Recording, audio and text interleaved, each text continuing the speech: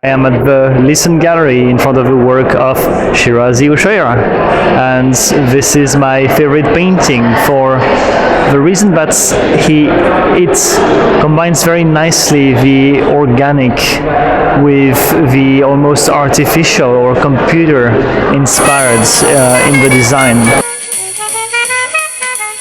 At Lisson Gallery, and I'm reviewing artist Shizareh Houshiary, his work right here.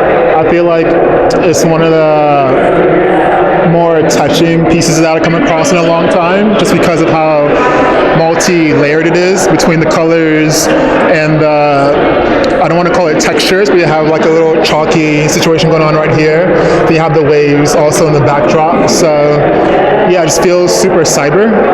It feels very, you have some layers of movement to it, which I really enjoy, and obviously against the black backdrop.